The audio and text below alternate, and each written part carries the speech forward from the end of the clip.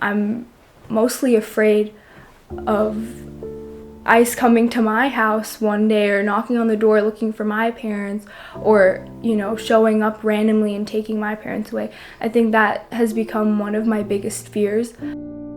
Just doing any normal thing, going to the store, going to the shop with me and my sisters and they're taken away. I think that's one of the scariest things. We just have 30 minutes. 30 minutes time to go to the hospital. And because उसको त्यो घाँटीको नली चाहिँ सुन्निँदै जान्छ र she cannot even breathe. It already happened here, like 2 times. Just imagine. नेपालमा त्यस्तो भयो भने I can't. Sorry, I'm being emotional, है? म चाहिँ युएसमा TPS होल्डर थिएँ for the past almost 10 years. TPS जहिले सुरु भयो त्यहिलेदेखि नै म चाहिँ अहिले चाहिँ क्यानाडामा बस्छु. क्यानाडा आएको 1 महिना बढी भइसक्यो. म चाहिँ हेल्थ केयर वर्कर हो.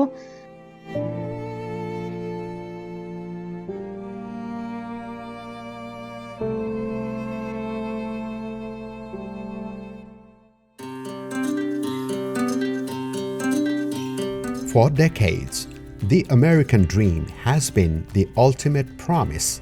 Work hard, follow the rules, and you can build a life here. But for thousands of Nepali families and hundreds of thousands of immigrants across the United States, that promise has abruptly been broken. They are living on borrowed time, and the fear is constant. The fear stems from the sudden cancellation of TPS, Temporary Protected Status. It is a policy designed to protect people fleeing disasters. But the word temporary hides a much deeper reality. These stories are important because the majority of the American public doesn't understand the difference between TPS status, DACA status, undocumented status. Y la vida de los tepecianos, the lives of TPS workers are not temporary. They evolve, they are here, they are contributing, their children are here, their children are contributing.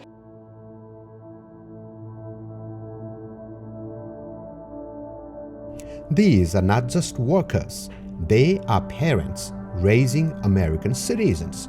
And when TPS is stripped away, it does not just threaten jobs, it threatens lives. For Sandhya, a sudden deportation wouldn't just tear her family apart. It could be fatal for her US-born daughter. मेरो छोरी, who is 16-year-old, she has like medical को पनि issue छ. कुनै पनि खानेकुरा खाँदाखेरि हामीले हेर्नु पर्छ कि त्यसमा उसको खान मिल्छ कि मिल्दैन भनेर हैन. यतिसम्म कि इन्जेक्सन पनि लिएर हिँड्नु पनि पर्छ. And it's not possible in Nepal because first of all, we just have 30 minutes. 30 minutes time to go to the hospital. And because उसको त्यो घाँटीको नली चाहिँ सुन्निँदै जान्छ र she cannot even breathe. It already happened here, like 2 times. Just imagine. नेपालमा त्यस्तो भयो भने I can't.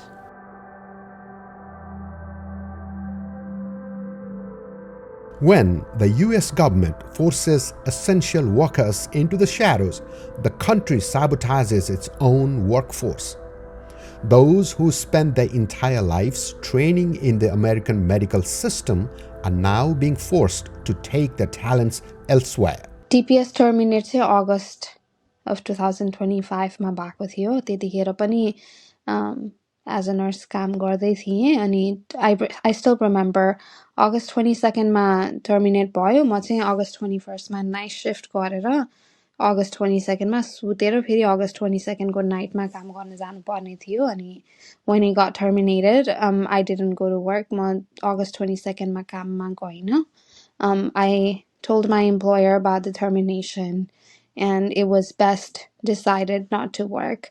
म चाहिँ अहिले चाहिँ क्यानाडामा बस्छु. क्यानाडा आएको 1 महिना बढी भइसक्यो 1 महिना बढी भइसक्यो म चाहिँ हेल्थ केयर वर्कर हो एज अ नर्स काम गर्छु यहाँ क्यानाडामा चाहिँ तर everything felt really different and welcoming compared to the US अहिलेको लागि चाहिँ as a healthcare worker applying to Canada was fairly simple if the circumstances were better and not as uncertain as it is right now म US मै बस्न रुचाउँथे America's loss is Canada's gain. But many of those left behind are not quietly packing their bags. They are stepping out of the shadows.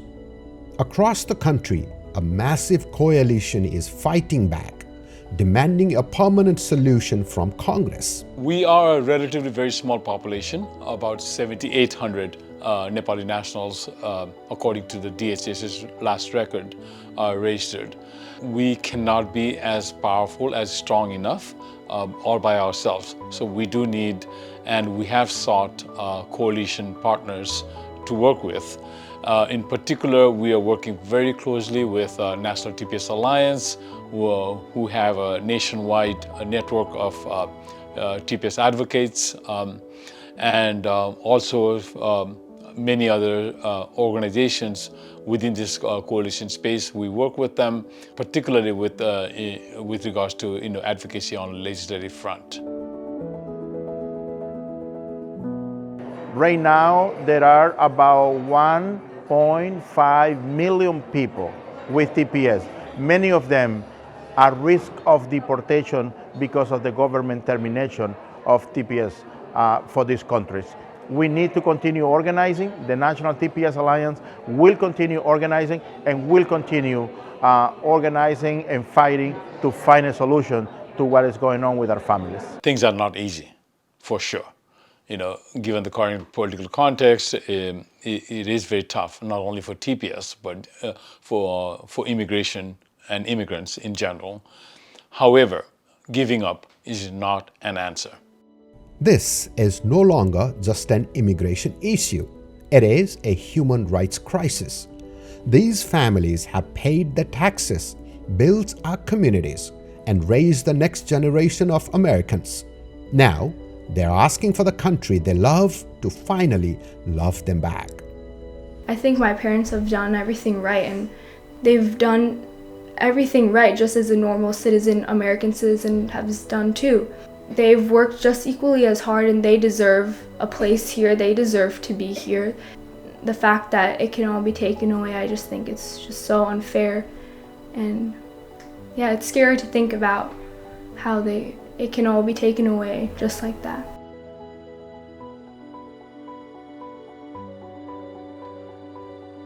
Their voices, their stories, how much they give into America, how much they love America, how this is their home, is part of the debate.